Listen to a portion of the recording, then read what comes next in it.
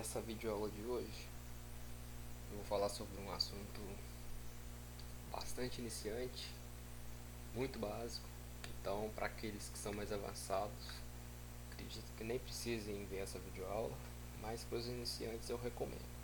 Eu vou falar aqui sobre a configuração do plugin Window Builder e sobre os gerenciadores de layout.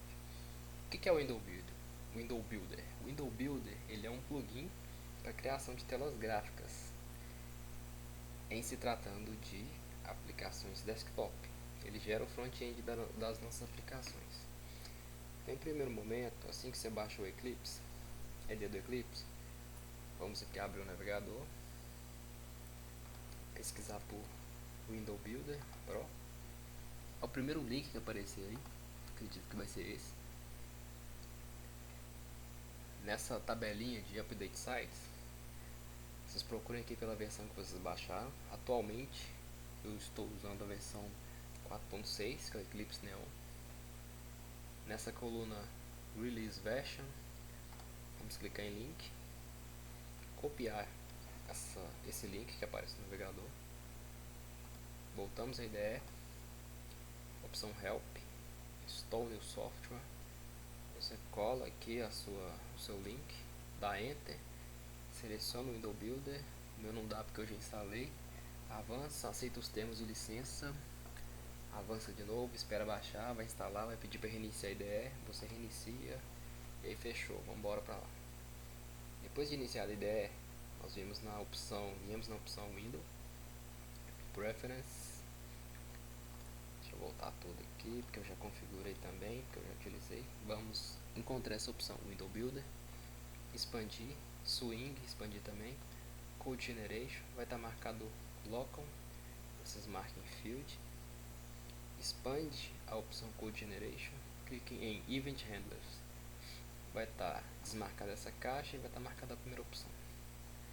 Marcamos essa opção de Implement Listener Interface e a caixinha logo abaixo. Clicamos em aplicar, ok, fechou. Vamos criar agora nosso primeiro formulário, nossa tela gráfica. Criamos um novo projeto, então viemos aqui em File, New, Java Project, nome de tela Java, clicar em Finish, vamos expandir o nosso projeto, clicar com o botão sobre a pasta Source, botão direito, New, Order. Vou minimizar aqui que eu vou explicar do início também para vocês. Beleza. Tá. Naveguem aqui, peguem a barra de rolagem desse até o final, ou na opção Window Builder. Aqui nós temos essas opções dentro do Window Builder. Para começar só explicando o funcionamento do Window Builder, da geração de telas do Java, é o seguinte. A gente tem, o Window Builder ele tem algumas bibliotecas que ele trabalha para gerar esses componentes, que são o Swing, o SWT e a AWT. Começando pelo primeiro, que é o AWT, ele foi o primeiro toolkit GUI do Java, a primeira biblioteca gráfica do Java, onde ele mapeava os componentes nativos do sistema operacional e ele tinha variações de acordo com cada sistema operacional. O que significa isso? Por exemplo, você criou sua aplicação no Windows, definiu os componentes, os botões, caixa de texto e por aí vai, painéis e tudo. E quando você mandava executar no seu sistema, esses botões eles tinham uma aparência X, sua aplicação inteira tinha uma aparência X. Se você pegasse a mesma aplicação e executasse em outro computador com outro tipo de sistema, por exemplo, uma distribuição Linux ou Mac, sei lá, outro sistema aí qualquer, ele assumiria outro aspecto. Por quê? Ele depende muito dos recursos do próprio sistema operacional, então ele varia de sistema para sistema. E outra coisa também que falha no AWT é a escassez de recursos. Ele não tinha tantos componentes assim incluídos nessa biblioteca. Então, se você precisasse de uma coisa um pouquinho mais legal na sua aplicação, diferente, você tinha que implementar seu próprio componente. Em detrimento dessa falta do AWT, a Sun Microsystems ela criou um toolkit totalmente construído em Java, que é o Swing, que foi adotado a partir da versão 1.2 do JDK. O que acontece? Ele era muito mais flexível do que o AWT. Ele não dependia dos recursos nativos do sistema. Ele emulava os componentes.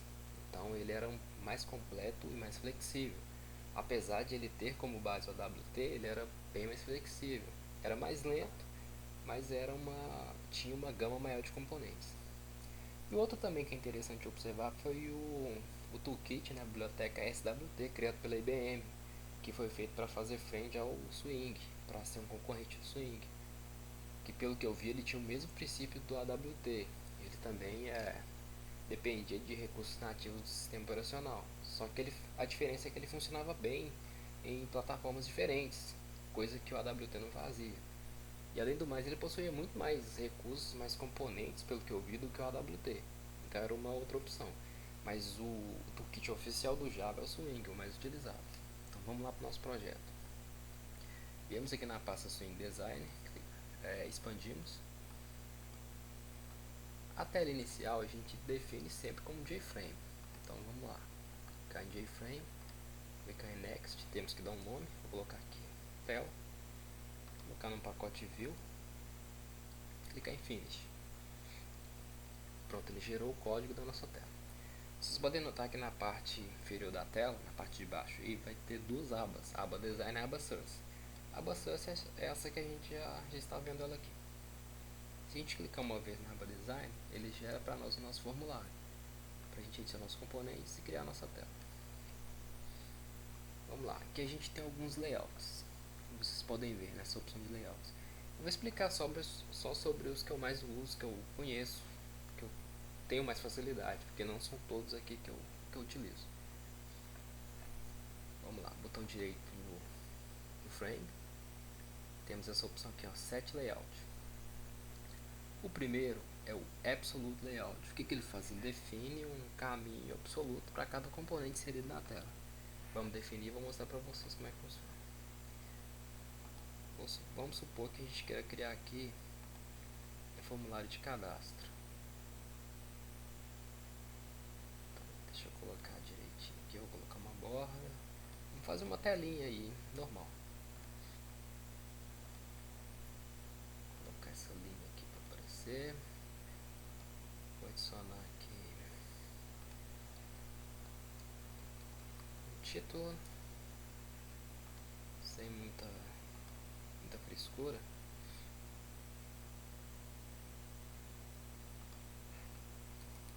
Vou colocar um campo nome.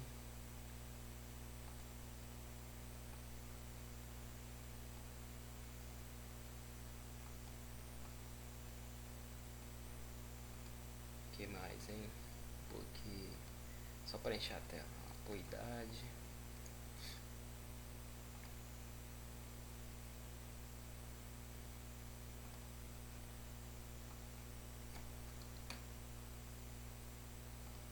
E vou colocar também aqui, vou pôr aqui os botões aqui. Vou colocar um botão salvar.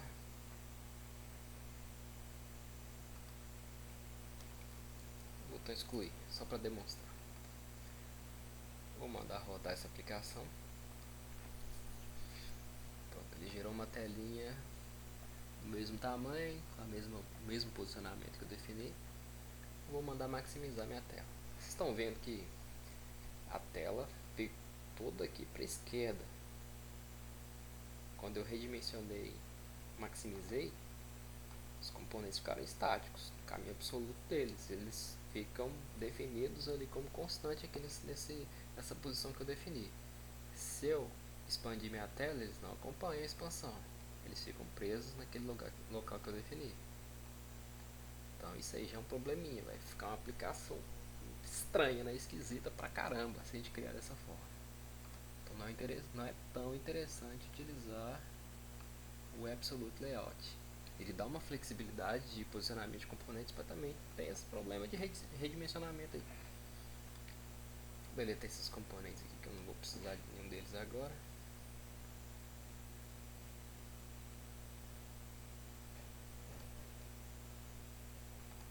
E vamos para o próximo. Flow Layout, ele é o seguinte: o comportamento desse gerenciador, ele quando a gente vai adicionar componentes na nossa tela, ele insere um componente da esquerda para a direita. Ele cria uma fileira aqui de componentes. Quando eu chego na extremidade final, ele passa para a linha de baixo. Eu consigo controlar aqui o posicionamento, o alinhamento. Você vai começar pelo centro, que é o padrão default, da esquerda, ou então pela direita, por aí vai. Ele tem esse jeito de configurar aqui essas funcionalidades. Para que eu costumo utilizar esse layout? Quando eu quero centralizar os botões, por exemplo, eu adiciono um formulário, um JPanel, defino o JPanel com esse layout, full layout, e insiro os meus botões aqui. Quando eu vou criar, por exemplo, formulários de cadastro de cliente, desse tipo de coisa. Então isso é útil. Vamos para o próximo. Temos aí o border layout, que é um layout padrão, que assim que a gente cria no JFrame, ele é o layout que vem definido, que ele divide o nosso frame em 5 regiões, que é o centro, norte, sul, oeste e leste. Os componentes ficam organizados exatamente como está dividida essa tela aqui. Confesso que eu não utilizo muito esse layout aqui, mas pode ser útil para dependendo do propósito da aplicação da pessoa. Vamos lá para o próximo. O próximo layout, esse box layout, também não utilizo muito não, mas vamos dizer que ele é um flow layout melhorado. Ele tem o mesmo comportamento, adiciona os componentes de forma sequencial, um após o outro. Mas qual que é a diferença dele para o flow layout? Nele eu consigo controlar se eles vão ser adicionados horizontalmente ou verticalmente. Nessa opção aqui de construtor, eu tenho o argumento 1, tá aqui no eixo X, eu posso controlar aqui empilhando no eixo Y, na forma vertical. Então ele é um pouquinho mais flexível do que o flow layout, mas é basicamente o mesmo princípio de funcionamento. Vou deletar esses botões aqui que eu não vou precisar. O próximo layout aqui da lista, vamos ver o que eu mais utilizar. Temos o grid layout, que divide nosso formulário como se fosse uma tabela em linhas e colunas. Então, quando a gente adicionar um componente, por exemplo, adicionar um botão, vou adicionar outro.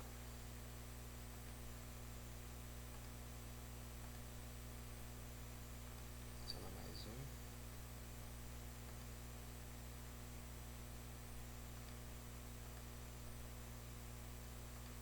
Tem 3 botões. Então, aqui nesse tipo de layout, nesse gerenciador, aqui eu tenho só uma linha, então ele adicionou de forma sequencial, um após o outro.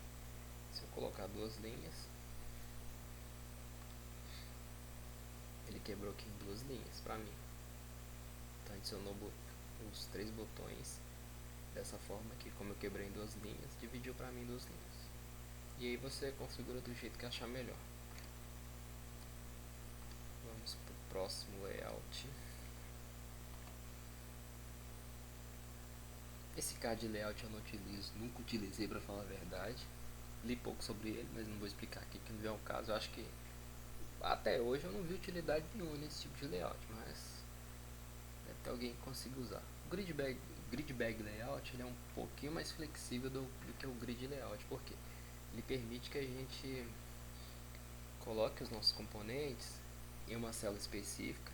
E esse componente pode ocupar até 2 células. Ele pode ser redimensionado em 2 células. Pode ocupar mais de uma célula.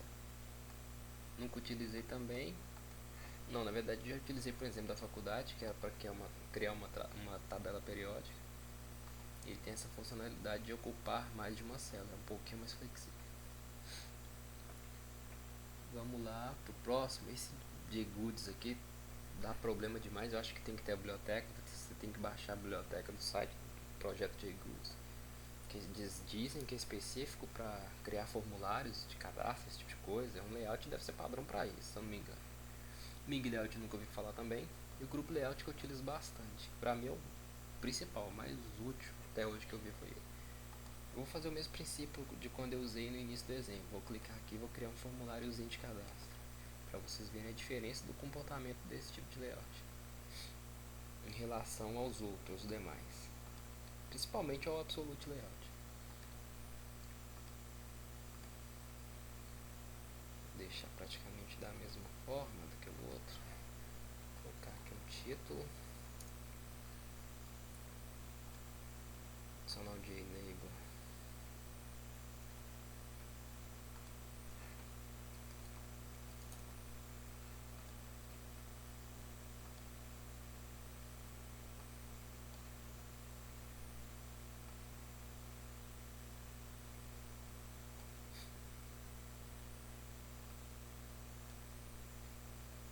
O que mais que eu coloquei? Acho que foi idade.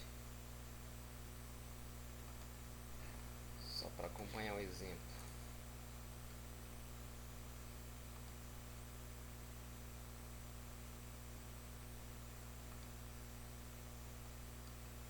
Isso também tá bom. Vou fazer um pouquinho diferente, até para explicar de novo como que eu utilizo o Flow Layout. Vou colocar um JPanel. Colocar uma borda para ficar uma aparênciazinha melhor.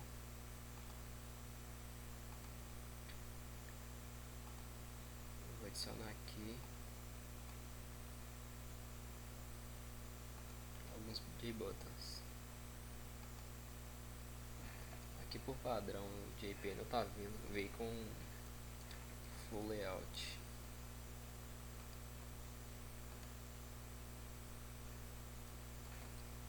Então eu gosto de usar ele para centralizar os botões da minha tela. Então fica bem mais organizado.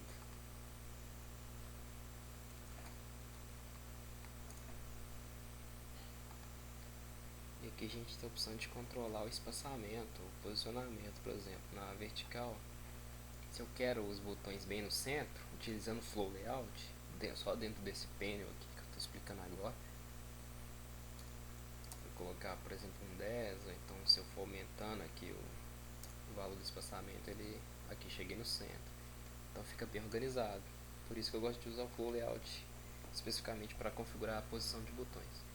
Mas voltando aqui no meu formulário maior que contém todos os componentes, que está definido como grupo layout, vamos observar o comportamento dele. Vamos executar a aplicação.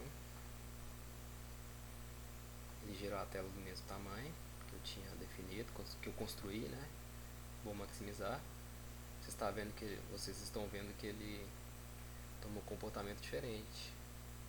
Esse painel, por exemplo, os dois na verdade acompanharam o redimensionamento da tela. Tanto que se eu diminuir, olha lá, eles acompanham. Conforme minha tela expande, os componentes se redimensionam automaticamente. Então é um layout bem útil. Basicamente isso aqui é o que eu mais utilizo nas minhas aplicações. Então que ele é bem flexível. Ele permite essa opção. E eu posso controlar a direção em que os componentes vão se movimentar de acordo com a expansão da tela. Vocês podem notar que eu tenho pequenas setas, uma seta apontando para cima e uma seta apontando para a esquerda. Por quê?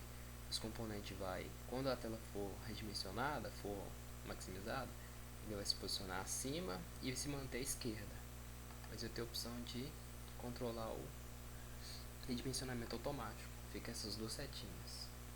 Deixa eu executar e ver se ele vai chegar até o final da tela, que deveria ser o propósito. Ok, vou mandar maximizar. Tá vendo que ele expandiu muito mais? Ele manteve a mesma proporção de distância que tinha dessa extremidade com o final da tela. Então, quando você define a setinha dupla de auto resize, ele mantém a mesma proporção. Notem que ele define algumas linhas aqui de coordenadas que servem para configurar o componente. Então, aqui a gente controla todo componente inserido em um formulário com a opção grupo, com layout, grupo layout, ele tem essa opção de configuração, tanto no eixo X como no eixo Y. Então esse gerenciador é um dos mais legais que eu acho, dos mais úteis quando a gente está criando nossa aplicação desktop. Bom galera, basicamente o intuito dessa videoaula era bem iniciante, era para explicar o funcionamento inicial utilizando a IDE Eclipse, a forma de posicionamento dos componentes na tela, as bibliotecas que o plugin do Window Builder utiliza para gerar os componentes gráficos, a diferença entre esses três básicos que eu expliquei, mais importantes. Espero que tenha ajudado aos iniciantes. Se você gostou do vídeo, dá um like no vídeo, dá uma força aí pro canal, se inscreve, deixa a sua sugestão de vídeo, que o mais rápido possível que eu visualizar a sua sugestão eu tento fazer vídeo aula. E é isso aí, galera, espero que tenha ajudado vocês. Até a próxima.